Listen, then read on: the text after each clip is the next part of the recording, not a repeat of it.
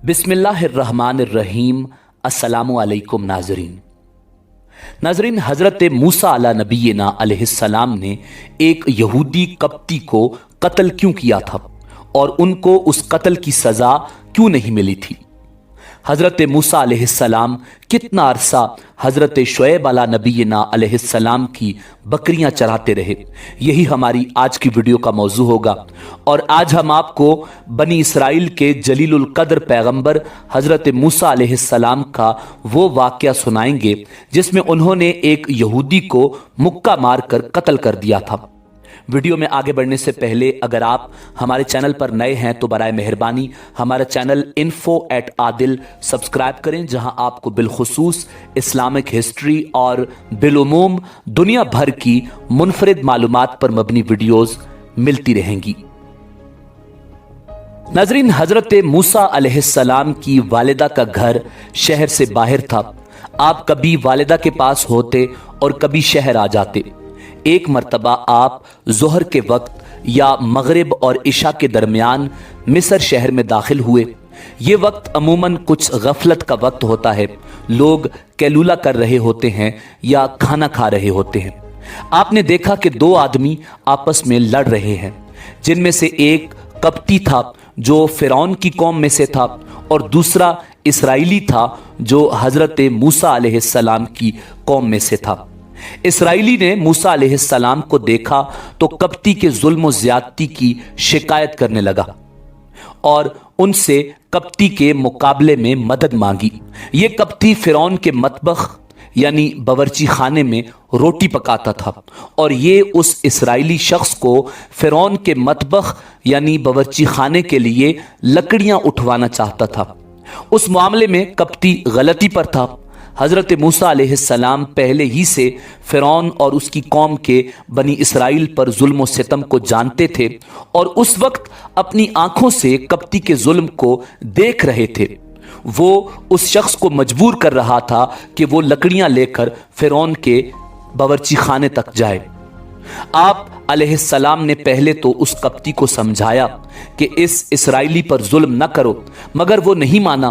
तो हज़रत मूसा अलैहिस्सलाम ने तादीबन उस कप्ती को एक मुक्का मारा, जिसको वो कप्ती बर्दाश्त न कर सका और अल्लाह रब्बुल इज़्ज़त के हुक्म से वहीं वो कप्ती मर गया। हज़रत मूसा अलैहिस्सलाम को अंदाज़ा भी नहीं था कि सिर्फ एक मुक्के से ही ये शख्स मर जाएगा। आपकी नीयत तो महज उसको जुल्म से रोकने की थी और तादीबी सज़ा की थी, जान से मारने का इरादा हरगिज नहीं था, मगर वो शख्स आपके मुक्के की ताब न ला सका और मर गया। कुरान मजीद फुरकान हमीद ने इस वाक़या की तरफ इशारा फरमाया है। हज़रत मूसा अलैहिस्सलाम उस खिलाफ तवक्को वक़ूए पर नादिम हुए और फरमाया, ये काम शैतान की तरफ से हुआ है, वो खुला दुश्मन गुमराह करने वाला है। फिर अल्लाह पाक की बारगाह में अर्ज किया, ऐ मेरे परवरदिगार, मैंने अपने नफ्स पर जुल्म किया, मुझे मुआफ़ फरमा दीजिए। मैंने जानबूझकर इसे कत्ल नहीं किया, मेरा इरादा ये नहीं था, मैं इसे सिर्फ जुल्म से रोकना चाहता था। अल्लाह रब्बुल इज़्ज़त ने मुआफ़ फरमा दिया, क्योंकि वो मुआफ़ करने वाला और बहुत रहम करने वाला है। नाज़रीन, अगले दिन हज़रत मूसा अलैहिस्सलाम खौफ की हालत में शहर से निकले तो देखा कि उसी जगह इसराइली शख्स जो पहले दिन एक कप्ती से लड़ रहा था, वो एक दूसरे शख्स के साथ लड़ रहा है। दूसरे दिन भी गो उसका जुर्म वाज़े नहीं था, मगर मुसलसल 2 दिन झगड़ने की वजह जाहिर यही था कि उस शख्स के मिजाज में कुछ फसाद भी है। लिहाजा हज़रत मूसा अलैहिस्सलाम ने पहले उस इसराइली को तंबीह फरमाई कि तुम ही मुझे शरारती मालूम होते हो, क्योंकि कल भी तुम झगड़ा कर रहे थे और आज फिर तुम यहां झगड़ा कर रहे हो। नाज़रीन, रिवायात में आता है कि वो इसराइली समझा कि हज़रत मूसा अलैहिस्सलाम मुझे भी मारेंगे। वो डर गया और वो समझा कि शायद आज मुझे सज़ा मिलेगी, इसलिए हज़रत मूसा अलैहिस्सलाम ने मुझे डांटा है। उसने खौफ के आलम में ये जुमला कह दिया कि ए मूसा, आप मुझे कत्ल करना चाहते हैं जैसा कि कल आपने एक शख्स को कत्ल किया। इस जुमले का सुनना था कि कप्ती ने झगड़ा छोड़ा اور دوڑ کر فرعون اور اس کی کابینہ کو اطلاع دی کہ کل جو شخص قتل ہوا تھا اس کا قاتل موسیٰ ہے۔ بہرحال حضرت موسیٰ علیہ السلام سے گناہ کا صدور نہیں ہوا تھا، بلکہ غیر ارادی طور پر قتل ہو گیا تھا، اور وہ اس پر آپ علیہ السلام نے فوراً ہی استغفار کیا تو اللہ نے بخشش کا پروانہ بھی دے دیا اور آپ کا مواخذہ نہیں ہوا۔ ناظرین، اس کے بعد قبط کے سرداروں نے فرعون سے کہا کہ ہمیں موسیٰ سے قصاص یعنی بدلہ لینا ہے۔ اس کے بعد فرعون کے دربار میں موسیٰ علیہ السلام سے بدلہ لینے کے بارے میں مشورہ ہو رہا تھا۔ اسی مجلس میں بیٹھے ایک شخص نے آ کر سارا واقعہ موسیٰ علیہ السلام کو بتایا اور ان کو مشورہ دیا کہ آپ یہاں سے مدین چلے جائیں۔ فرعون کے لوگوں نے آپ کو تلاش کیا مگر آپ نہیں ملے، اور آپ مدین کی طرف سفر کرتے کرتے ایک جگہ پہنچے جہاں کچھ لوگ کنویں سے پانی بھر رہے تھے اور 2 لڑکیاں کنویں کے کنارے کھڑی تھیں۔ آپ نے پوچھا کیا حال ہے؟ انہوں نے کہا کہ یہ لوگ جب اپنے جانوروں کو پانی پلا نہیں دیتے تب تک ہم کھڑی رہتی ہیں، پھر ان کا بچا ہوا پانی جانوروں کو پلاتے ہیں، کیونکہ ہم کنویں سے پانی نہیں نکال سکتے۔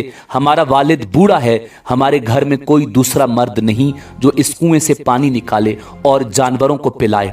اس کے بعد موسیٰ علیہ السلام نے کنویں سے پانی کا ڈول نکالا، جانوروں کو پلایا۔ جب جانوروں نے پیا خوب سیراب ہو گئے، اور لڑکیاں جب معمول سے پہلے گھر گئیں۔ یاد رہے یہ لڑکیاں حضرت شعیب علیہ نبینا علیہ السلام کی 2 بیٹیاں تھیں۔ شعیب علیہ السلام نے دریافت کیا کہ اتنی جلدی کیسے واپس آ گئی ہیں؟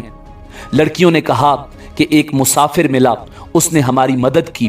شعیب علیہ السلام نے مسافر کو حاضر کرنے کا کہا۔ جب مسافر یعنی موسیٰ علیہ السلام حاضر ہوئے تو اپنا پورا واقعہ سنایا کہ میں ایک آدمی کو مار کر وہاں فرعون سے بچ کر یہاں آیا ہوں۔ تو شعیب علیہ السلام نے حضرت موسیٰ علیہ السلام سے کہا گھبرانے کی ضرورت نہیں، اور ان کو تسلی دی اور کہا ابھی آپ ظالموں کے پنجے سے چھوٹ آئے ہیں۔ حضرت شعیب علیہ السلام بوڑھے ہو چکے تھے، ان کو ایک طاقتور اور امین نوکر کی ضرورت تھی تاکہ بکریوں کی دیکھ بھال کی جائے اور دونوں بیٹیوں میں سے ایک کے ساتھ نکاح بھی کروایا جائے۔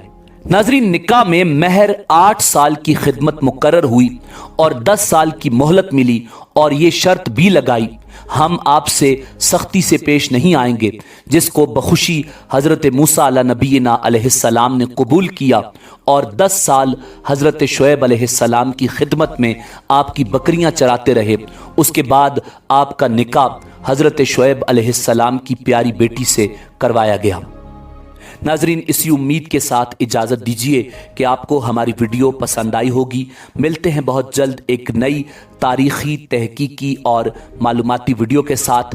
دیکھتے رہیے info@adil۔ اللہ رب العزت آپ کا حامی و ناصر ہو۔